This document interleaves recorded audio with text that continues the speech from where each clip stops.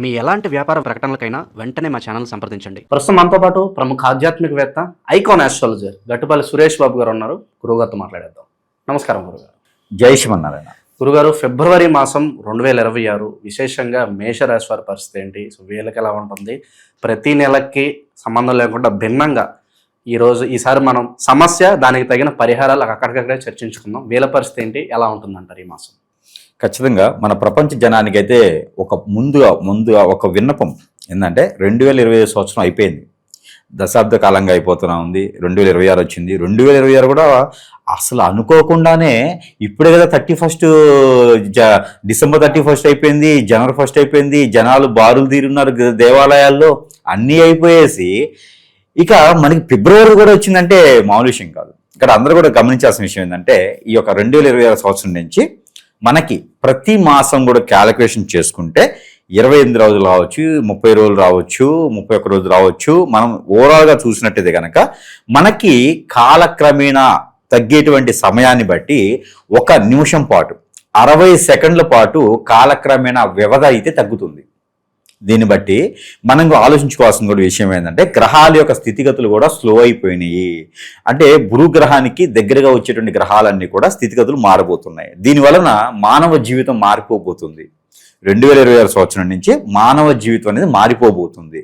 అంటే ఆయుష్ కూడా కొంతమేర తగ్గేటువంటి అవకాశాలు ఉన్నాయి. హైట్ కూడా పుట్టేటువంటి బేబీస్ ఉంటారు కదా, వారి హైట్ కూడా కొంతమేర తగ్గేలా కనిపిస్తుంది భారతదేశంలో. ఇది అందరూ కూడా గమనించుకోవాల్సింది. ఇకపోతే మనము ద్వాదశ రాశుల్లోకి వచ్చేసాము. ఫిబ్రవరి మాసం 2026 సంవత్సరానికి వచ్చేసాము. 2026 సంవత్సరం ఫిబ్రవరి మాసం అప్పుడే వచ్చేసిందని మనకి ఆశ్చర్య కలిగిస్తుంది అనమాట. ఈ క్షణకాల జీవితం అనేది దానికోసమే. క్షణం తగ్గుతుంది కాబట్టి 60 సెకండ్స్ తగ్గడం అంటే మామూలు విషయం కాదు. సంవత్సరానికి 1 నిమిషం తగ్గినట్టు, అంతే కదా. నిమిషం ఎక్కడ 2 నిమిషాలు తగ్గినట్టు. సంవత్సరం మొత్తం లెక్కేసుకుంటే 2 నిమిషాలు తగ్గినట్టు మనకి. దాని ప్రకారం 10 సంవత్సరాలు లెక్కేసుకుంటే 1 గంట తగ్గినట్టు దగ్గర అట్లా 10 నిమిషాలు అంటే 20 నిమిషాలు తగ్గినట్టు 10 సంవత్సరాలకి. కాబట్టి ఈ యొక్క 10 నిమిషాలు తగ్గింది కదా అనుకుంటే 20 నిమిషాలు తగ్గింది కదా అనుకుంటే కాదండి. దీని వలన మనకి ప్రపంచంలో చాలా రకాలైన సమస్యల నుంచి కొట్టుమిట్లాడుకునే పరిస్థితి వ్యవధి మనకి ఏర్పడుతున్నట్లు. ఇక్కడ ఇప్పుడు 72 సార్లు గంటకి కొట్టుకునేటువంటి నాడి కూడా అది కూడా తగ్గుముఖం పడుతుంది. 68 సార్లు కొట్టుకుంటే సరిపోతుంది. ఇప్పుడు వైద్యులు కూడా దాన్ని చూసుకోవాలి. ఇకపోతే ద్వాదశ రాశుల్లో ఒకటి మేషరాశి. వీళ్ళకి సంబంధించి ప్రతి ఒక్కరు కూడా ధనపరంగా ఎలా ఉంటుంది కామన్గా తెలుసుకోవాలనుకుంటారు. వీళ్ళకి ధనపరంగా ఎలా ఉంటుంది, డబ్బు నష్టం ఏదన్నా ఉంటుందా? ఇప్పుడు ఆన్లైన్లో స్కామ్స్ ఇవన్నీ జరుగుతున్నాయి. దీనికి సంబంధించి ఏమన్నా మోసపోయే అవకాశాలు అని కనిపిస్తున్నాయి. వీళ్ళు ఏమంటారు అంటే మోసానికి మోసం, కత్తికి కత్తి, సుత్తికి సుత్తి అన్నట్టుగానే మనకి ఎత్తుకు పై ఎత్తు అనగానే మేషరాశి వాళ్ళని తక్కువే కాదు. మేషరాశి వారికి కూడా మోసం చేసే వాళ్ళకి మోసం చేయడం తెలుసు, మంచి చేసే వాళ్ళకి మంచి చేయడం తెలుసు. 2 విధాలుగా పరిగణనలో ఉంటారు మేషరాశి వారు. కాబట్టి వారిని ఎవరు మోసం చేయలేరు. అవసరమైతే ఏమంటారండి వీళ్ళకి మోసానికి మోసగాడని, మోసగాళ్ళకి మోసగాడు మూవీ చూస్తుంటే కనుక అలాగా వీళ్ళని ఎవరైనా మోసం చేసే లోపు వీళ్ళు చేసేస్తారు. కాబట్టి ఎత్తుకుపోయే వీరికి ఇబ్బంది ఏం లేదు. అలాంటి మోసపోయే తత్వం అయితే కనుక మేషరాశి వారికి కనపడదు. కాకపోతే ఒకటి, గ్రహాల యొక్క స్థితిగతులు వీరి మీద కొంచెం చెడు దృష్టితో ఉన్నాయి. శని భగవానుడు కావచ్చు, రాహు కావచ్చు. రాహుతో పాటు ఉన్నటువంటి ఇక్కడ మేషరాశి కాబట్టి 11వ స్థానంలో రాహుతో పాటు కుజుడు ఉన్నాడు, కుజుడితో పాటు శుక్రుడు ఉన్నాడు. మాసం మొత్తం కూడా పరిగణలో తీసుకోవచ్చు వీళ్ళని. కాబట్టి వీళ్ళ వలన కొంచెం భార్యతోనూ భర్తతోనూ గొడవలయ్యేటువంటి అవకాశం, దాని వలన వీరు ఆర్థిక పరంగా నష్టపోవటం, స్ట్రెస్ అవ్వటము, చేయాల్సినటువంటి పని సరైన సమయంలో చేయలేకపోవటం ఉంటుంది. కాబట్టి ఆర్థికపరమైన ఇబ్బందులు అయితే కొంతమేర కనిపిస్తున్నాయి. కాబట్టి దాని తగ్గ ప్రికాషన్స్ తీసుకోవచ్చు. దాని దగ్గర ప్రికాషన్స్ ఏంటంటే కనుక ఏది మనకి ఆర్థికపరమైన ఇబ్బందులకి కావాల్సినటువంటి ప్రికాషన్స్ తీసుకుంటే సరిపోతుంది. ఆ ప్రికాషన్స్ వచ్చేసి ఉదయించేటువంటి చంద్రుడు పౌర్ణమి రోజు కానీ లేదా ఏ రోజైనా పర్లేదు, అమావాస్య చంద్రుడు కనపడ్డు కాబట్టి అమావాస్య వచ్చే లోపే ఉదయించే చంద్రకిరణాలు పడేలాగా ఈ యొక్క కుంకుమ పువ్వు వేసినటువంటి నీరు, కాచి చల్లార్చి కుంకుమ పువ్వు వేసినటువంటి నీరు, దాంట్లోనే చెరుకు రసం వేయాలి కొంచెం, లేదా తేనె వేయాలి. ఆ నీటిని ఇరువురు కూడా సేవించడం, లేదంటే కనుక ఆ నీటిని సేవించడం ద్వారా వీరికి స్ట్రెస్ అనేది తగ్గుతుంది. రాహు ఒక అశుభ దృష్టి నుంచి బయటపడతారు. శని ఒక అశుభ దృష్టి నుంచి బయటపడడంతో వారికి కొంతమేర ఎవరితో గొడవ పడకుండా, ఆర్థికపరమైన ఇబ్బందులు ఎవరితో మోసపోకుండా ఉండేదానికైతే ఆప్షన్ ఉంది. ఇక ఓవరాల్గా ఫ్యామిలీ పరంగా ఎలా ఉంటుంది? ప్రేమ అనురాగాల పరంగా భార్య భర్తల మధ్య సంబంధాలు కావచ్చు, ఇవన్నీ ఎలా ఉంటుంది?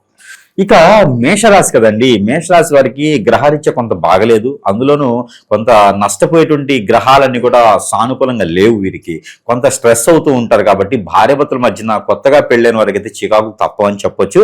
ఏది ఈ మాసం వరకే. మళ్ళీ కూడా ఈ సంవత్సరం మొత్తం ఇలా ఉంటుందా, గురువు గారింది ఇలా చెప్పారు అనుకోండి. నేను చెప్పింది జరగదు, ఉన్నది చెప్తా అంతే. ఇప్పుడు ఉన్నది తెలియచేయడం వరకు మనది. కాబట్టి వాడు బాధపడే అవసరం లేదు. ఏదైనా ఒక మాట తూలినా కూడా తగ్గి ఉంటే మంచి జరుగుతుంది. ఇక భార్యాభర్తల మధ్యన గొడవ రాకుండా ఉండడానికి అయితే చిన్నపాటి పరిహారాలు చేసుకోవచ్చు. ఆ పరిహార నిమిత్తం కూడా ఏమిటంటే గనక ఏదైనా తినేటప్పుడు ఒక ముద్ద తీసి పక్కన పెట్టేసి, ఇది నాకు భార్యాభర్తల మధ్య అన్యోన్యత పెరిగేదానికి ఉండాలి కాబట్టి ఆ దేవుడికి సమర్పించుకుంటున్నానని వారికి ఇష్టదైవానికి ఒక ముద్ద తీసి పక్కన పెట్టడం ద్వారా భార్యాభర్తల మధ్య అన్యోన్యత పెరుగుతూ ఉంటుంది. ఉప్పు, కళ్ళుప్పు ఉంటుంది కదా, ఈ కళ్ళుప్పు కూడా సూర్యుడికి ఉదయించే సూర్యుడికి చూపించేసి దాన్ని ఇంట్లో వాడడం ద్వారా కూడా మంచి జరుగుతుంది. అలానే సైంధవలవనం వాడటం కూడా మంచి జరుగుతుంది.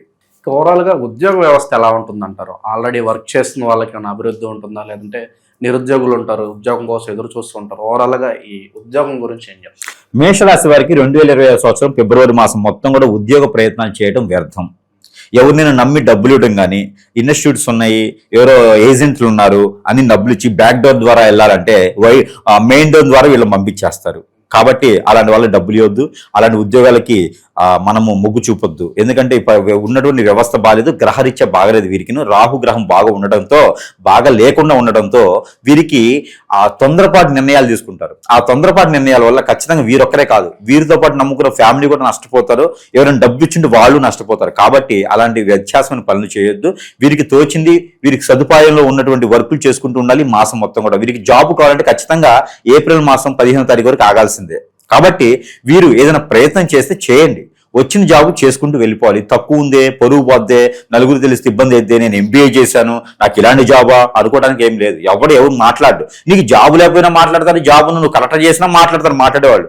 వాళ్ళ గురించి మనం ఏం ఆలోచించకూడదు. మనకు వచ్చిన జాబ్ చేసుకుంటూ వెళ్ళిపోవాలి. కాబట్టి నిరుద్యోగులు కూడా జాబ్ వస్తుంది. వారికి తగ్గటువంటి జాబ్ రాకపోయినా ఏదో జాబ్ అయితే వస్తుంది, చేసుకుంటూ వెళ్ళాలి. అలా జాబులో వెసులుబాటు కావాలనుకుంటే కనుక ఎక్కడైనా సమీప దూరంలో వినాయక స్వామి వారు ఉంటారు. ఏ వినాయకుడు స్వామివారికైనా గరికా బెల్లం పెట్టేసి జాబ్ చేసుకుంటే 100% వీరికి జాబ్ అనేది ఖచ్చితంగా అయితే ఫిబ్రవరిలో వస్తుంది. ఓకే, ఇక శుభకార్యాల పరంగా అనుకూలంగా ఉంటుందంటారా? ఇంట్లో ఏదైనా శుభకార్యాలు, పెళ్ళిళ్ళకి ఓవరాల్ గా ఎలా ఉంటుంది? శుభకార్యాల్లో పాల్గొనేదానికి కానీ, శుభకార్యాల్లో వీళ్ళు వెళ్ళి చేసేదానికైతే ఏం కనిపించట్లేదు ఈ మాసంలో. కాకపోతే ఎవరైనా ఎక్కడైనా కర్మజాలకు ఆహ్వానిస్తే కనుక వీరిని మందలించి మాట్లాడి వీరు ఏ దానికి పనికిరారన్నట్టుగా వెళ్ళిపోతూ ఉంటారు అనమాట. ఎట్లా ఉంటుందంటే, మీరు సీతమ్మ సినిమా సెట్ చూస్తే దాంట్లో మ్యారేజ్ మూమెంట్ లో ఎరా ఏం చేస్తున్నా అంటారు కదా, అదే టైప్ లో వీళ్ళు కలెక్టర్ జాబ్ చేసినా కూడా, వీళ్ళు ఎమ్మెల్యే ఎంపీ అయినా కూడా చేశారులే అనే టైప్ లో మాట్లాడాల్సి వస్తుంది. మీరు చేయనటువంటి పనికి మాట్లాడాల్సి వస్తుంది. కాబట్టి అలాంటి శుభకార్యాలు వాటిలో పాల్గొనకపోవడం మంచిది. మన పర్సనల్ విషయాలు ఏవైతే ఉన్నాయో ఎదుటి వరకు షేర్ చేయకపోవడం మంచిది. ఎంతసేపటికి మన టైం బాగాలేదు అనుకోవాలి, మన పక్కన కూర్చొని మన పని మనం చేసుకొని రావాలి, ఎవరిని కదిలియకూడదు. ఇక ఏ ఒక శుభకార్యాలు కూడా పోయామా వచ్చేటట్టు కానీ మా అక్కయ్య, బావయ్య, తమ్ముడు, చెల్లి అని రివర్స్ లవింగ్లు ఎవరికి చెప్పే అవసరం లేదు. మన పని మనం చేసుకుని వస్తే ఇబ్బంది లేదు. అలాంటి శుభకార్యాల్లో పేరు ప్రఖ్యాత రావాలి అనుకుంటే కనుక ఉదయించే సూర్యునికి సూర్య నమస్కారాలు చేసుకుంటే చాలా మంచి జరుగుతుంది. ఇక శత్రువుల పరిస్థితి ఏంటంటారు గురుగారు? అలాగే చాలా మంది అడుగుతున్నారు, చెడు క్రియలు మేము ఎదగటం చూసి తట్టుకోలేక చాలా మంది చెడు క్రియలు చేపిస్తున్నారు. అధికంగా ఈ వైవాహిక జీవితంలో చిచ్చులు పడడానికి కూడా చాలా మంది కాచు కూర్చుంటున్నారు. ఎక్కువగా మిమ్మల్ని సంప్రదించే వాళ్ళు కూడా వీళ్ళే ఉంటూ విశేషం. మరి దీనికి పరిష్కారం ఏంటని చెప్పి అడుగుతున్నారు కొంతమంది. మన దగ్గరకు వరకు రాలేని వాళ్ళకు కూడా ఏదన్నా పరిష్కారం ఉంటే తెలియదు. ఖచ్చితంగా ఇక్కడ ఏమవుతుందంటే, జాతకం అనేది ఒకటి ఉంటుంది ప్రతి మనిషిలోను. ఇది మేషరాశి వాళ్ళకో లేకపోతే ఇంకో రాశి వాళ్ళకో కాదు. ఈ జాతకం ఏం చెబుతుందంటే, జాతకం మనిషి జీవితాన్ని పరిశీలన చేస్తుంది. ఏదైనా బాగలేదంటే దానికి పరిష్కార మార్గం చూపించింది. ఇది జాతకం వరకే. కానీ కొన్ని ఉంటే జాతకంలో ఉండవు. అవి నీకు కలెక్టర్ అవుతావు, ఎమ్మెల్యే అవుతావు, ఎంపీ అవుతావు, లేకపోతే ఇంజనీరింగ్ చదువుతావు, లేకపోతే ఒక మంచి స్థాయిలో ఉండి నీ కింద ఒక 2000 మంది పనిచేస్తారు. ఇది జాతకమే. కానీ ఇలా కాకుండా నీ జాతకం తగ్గట్టు కాకుండా వేరే వ్యతిరేకంగా ఉన్నావు అంటే ఖచ్చితంగా నీమేం చెడు క్రియలు జరిగి ఉంటాయి. చెడు క్రియలు జరిగిన విషయము జాతకంలో కనపడదండి. అది ఖచ్చితంగా మనం ఒక గురువు దగ్గరికి వెళ్తేనే, సంప్రదిస్తే మాత్రమే మనలో ఏం జరుగుతుంది అనేది, మన లక్షణాలు, అవలక్షణాలు, మన యొక్క విశిష్టతను చూసి మాత్రమే తను చెప్పేటువంటి విధానం కనబడతా ఉంటుంది. ఇక మనల్నే సంప్రదించడానికి కారణాలు ఏంటంటే కనుక, గురువులందరూ ఎదురైతే మనకేమవుతుంది? ఉన్న గురువులందరూ ఎదవలేనప్పుడు మరి మనమే కదా గొప్పగా ఉన్నాము. ఇంకో విషయం ఏంటంటే ఇక్కడ చేసేవాళ్ళు ఉన్నారు కానీ తీసేవాళ్ళు లేరు. మనము దాంట్లో ఈ చాతబళ్ళు కానీ హిప్నటిజం, బ్లాక్ మ్యాజిక్, వశీకరణం, బాగలముఖి, భానుమతి, యక్షిని, స్పిరిట్, మందు పెట్టడం ఇలాంటి విద్యల్లో మనం తీసేదాంట్లో ప్రాసిద్ధి చెంది ఉన్నాము. అందరికి తెలిసిన విషయమే మనం ఎంత జెన్యున్గా ఉంటాము, ఎంత చేస్తాము అనేది.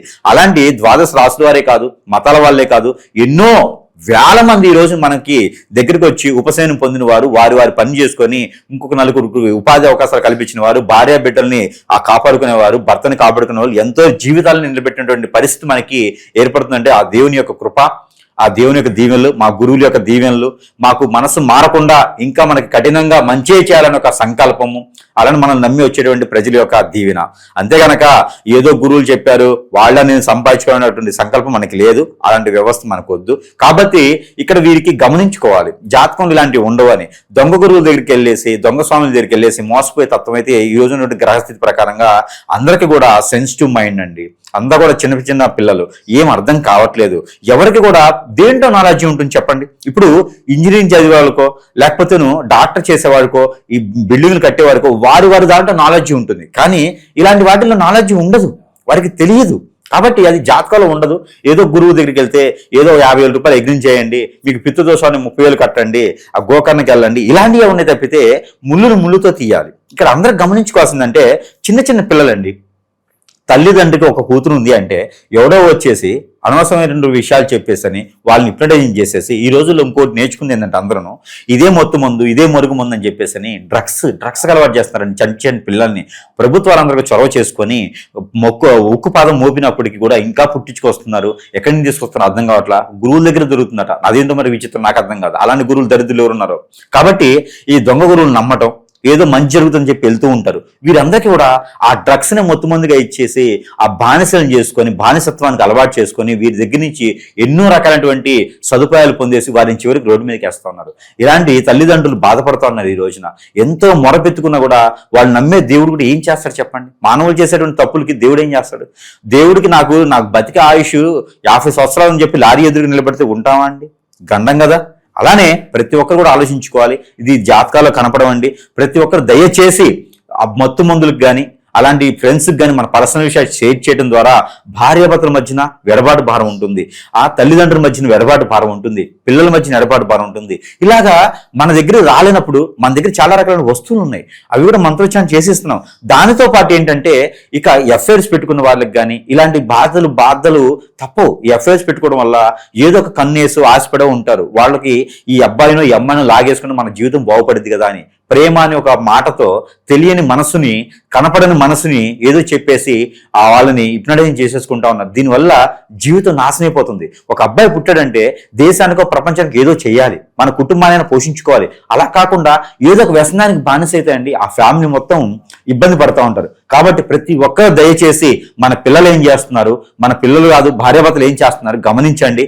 వారికి ఏదైనా సిమ్టమ్ మారిపోతే ఇమ్మీడియట్లీగా పక్కనే ఉన్నటువంటి సమీపంలో గురువు దగ్గర చూపించండి. అందరూ చెడ్డ గురువులు లేరు, వారి దగ్గర చూపిస్తే కొంతైనా పరిష్కార మార్గం అనేది లభ్యపడుతూ ఉంది. ఇంకా అలాంటి వారు ఉన్నారంటే కనుక ఉపశమనం కోసం అయితే కనుక చిన్న పరిష్కారం అయితే చెప్పొచ్చు. అది ఏమిటంటే ఒక 10 లీటర్ నీళ్లు తీసుకొని రేవి పళ్ళు చూర్ణం అని ఉంటుంది, లేదా రేవి పళ్ళు ఆకులని ఉంటాయి, అవి తీసుకొచ్చుకొని దాంట్లో వేసి కాచి ఆ నీటితో స్నానం చేస్తే వారికి అలాంటి సిమ్టమ్ ఏమైనా ఉంటే అతి కోపం, ఆకలవకపోవటం, అందరిని పట్టించుకోకపోవటం, కొట్టుకోవడం, తనకు తానే శిక్ష చేసుకోవటం, బయటికి వెళ్ళిపోతానంటాం, ఇంట్లో ఉండొద్దు అంటాం, మొండిగా మాట్లాడటం, మూర్ఖత్వంగా ఉండటం, ఇలాంటి సిమ్టమ్ ఉంటే కనుక ఈ నీటితో స్నానం చేపిస్తే కొంతమేర తగ్గేటువంటి అవకాశం అయితే కనిపిస్తుంది. ఇక విశేషంగా వ్యాపారాలు స్టార్ట్ చేయడానికి అనుకూలంగానే ఉంటుందంటారు. అలాగే కొంతమంది వ్యాపారం స్టార్ట్ చేసి పెద్దగా లాస్లో రన్ అవుతూ ఉంటుంది, అది సక్సెస్ అవ్వడానికి ఉన్న రెమెడీస్?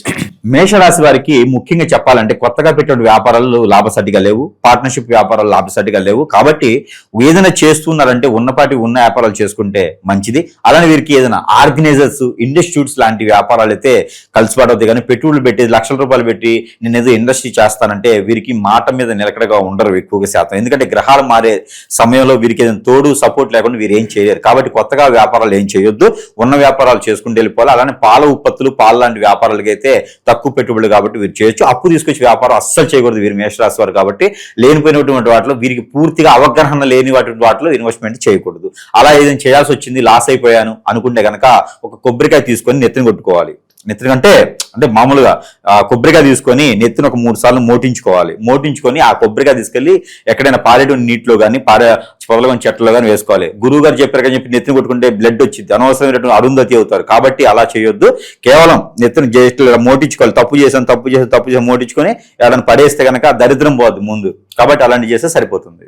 ఇక కామన్ గా చేసుకోవాల్సిన పరిహారాలు అంటే ఓవరాల్ గా ఏం చెప్తారు గురుగారు? ఓవరాల్ ఏం లేదండి, పోయేసి సముద్రంలో నదిలో దూకాలి అంతే. మేషరాశి వారికి వేరే ఆప్షన్ లేదు, అవకాశం లేదు. దూకమంటే గురువు గారు చెప్పారు కానీ దూకితే తర్వాత నన్ను ఉన్నోళ్ళు ఇబ్బంది పెడతారు. కాబట్టి దూకడం అంటే ఏం లేదండి, ఒక నవధాన్యాలు దొరుకుతాయి కదా, నవధాన్యాలు 1 కిలో బావు తీసుకోవాలి. అంటే 1 కిలో 250 గ్రాములు తీసుకొని దాంట్లో నల్ల నువ్వులు నల్ల మినుములు కలుపుకోవాలి. ఈ యొక్క మొత్తం కూడా ఎల్లో కలర్ క్లాత్ లో, బ్లౌజ్ పీస్ అయినా ఏ పీస్ ఎల్లో కలర్ క్లాత్ లో కట్టుకొని మూట నెత్తిన పెట్టుకొని నీళ్ళలో దిగాలి. ఆ బట్టలతో నీళ్ళలో దిగిన తర్వాత ఆ స్నానం ఆచరించి 3 సార్లు మునిగిసి అందులో పడేసిన తర్వాత ఒడ్డు మీదకి వచ్చి ఏ అమ్మవారు ఏ స్వామివారు అయినా ఉంటే కనుక అక్కడ 2 ఒత్తులు వేసేసి ఆవు నెయ్యితో కానీ కొబ్బరి నూనెతో కానీ దీపారాధన చేసేసి మట్టి ప్రమిదిలోని దీపారాధన చేసేసి వీరికి ఉన్న కోరికలు కర్మలు కష్టాలు అన్ని రకాలుగా అక్కడ మొక్కుకొని వీరు బయటకు వచ్చి ఆ స్నానం చేసిన బట్టలు కూడా అక్కడే ఇచ్చేయాలి. అక్కడ వదిలేసేస్తే కనుక దరిద్రం అనేది పోతా ఉంది. ఏ అమ్మవారికి వీరు పూజించుకునే ఇబ్బంది లేదు. ఆవుకి వారంలో ఒక్కసారైనా గోధుమట్లు తినిపిస్తే వీరికి ఉన్నటువంటి గ్రహరిత్య దోషాలు, ప్రకృతి దోషాలు, కాలసర్ప దోషం, నాగదోషం, కుజదోషం, ఏదైనా దిష్టి దోషాలు ఉన్నా వీరి మీద ఏదైనా చెడు క్రియ చేయించినా కొంతమేర ఉపశమనం లభ్యపడుతుంది. ఇంకా కూడా వీళ్ళకి కావాలంటే కనుక సంప్రదించవచ్చు మన లాంటి వాళ్ళకి. ఓవరాల్ గా మేషరాశి వాళ్ళకి ఈ ఫిబ్రవరి మాసం ఎలా ఉంటుంది, ఎటువంటి జాగ్రత్తలు తీసుకోవాలి? చాలా మంచి విశ్లేషణ ఇచ్చారు. ధన్యవాదాలు.